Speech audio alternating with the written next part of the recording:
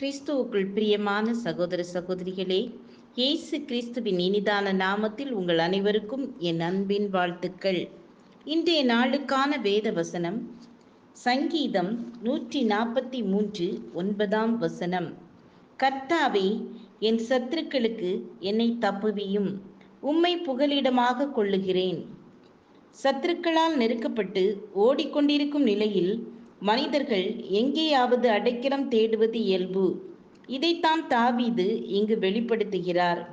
நெருக்கம், பாடுகள், போராட்டங்கள் என ஓடிக்கொண்டிருந்தவர் கர்த்தரை தன் வாழ்வின் புகலிடமாக ஏற்றுக்கொள்கிறார்.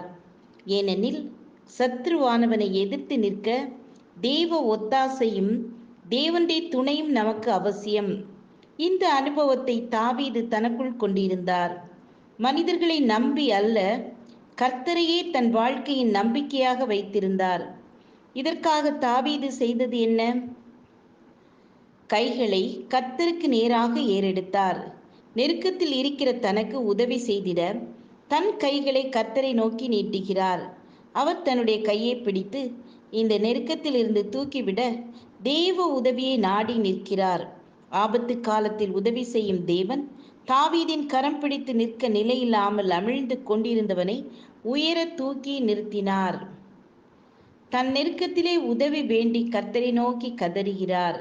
ஆபத்து காலத்தில் என்னை நோக்கி கூப்பிடு, நான் உன்னை விடுவிப்பேன் என்ற ஆண்டவரின் வார்த்தைகளை உணர்ந்து தன் சத்தத்தை கர்த்தரிடம் ஏறெடுக்கிறார். கைவிடாத ஆண்டவர் தாவீதின் சத்தத்தை கேட்டு விசாலமான இடத்தில் கொண்டு வந்து வைத்து உயர்த்தினார்.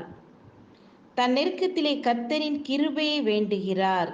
அதிகாலையில் உமது கிருபையை கேட்க பண்ணும், வழியை காண்பியும் என தேவ சமூகத்திலே காத்து கிடக்கிறார். நாம் ஜீவனோடு இருப்பது கர்த்தருடைய கிருபை அல்லவா? இந்த கிருபையை அனுதினமும் தாவீது பெற்றுக்கொள்ள தேவ சமூகத்திலே அதிகாலையில் காத்திருந்தார். பிரியமானவர்களே, இன்று நம் வாழ்க்கையில் ஜெயிக்க இந்த அனுபவம் அவசியம்.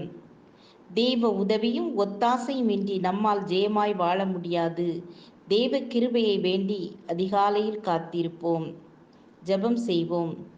கிருபையும் இரக்கமும் நிறைந்த கர்த்தாவே, காலைதோறும் புதிதான கிருபைகளை அனுப்பி எங்களை நடத்துபவரே, இந்த நாளிலும் அவ்விதமாய் எங்களை வழிநடத்தி செல்லுங்க. இயேசுவின் நாமத்தில் பிதாவே, ஆமேன், ஆமேன். God bless you.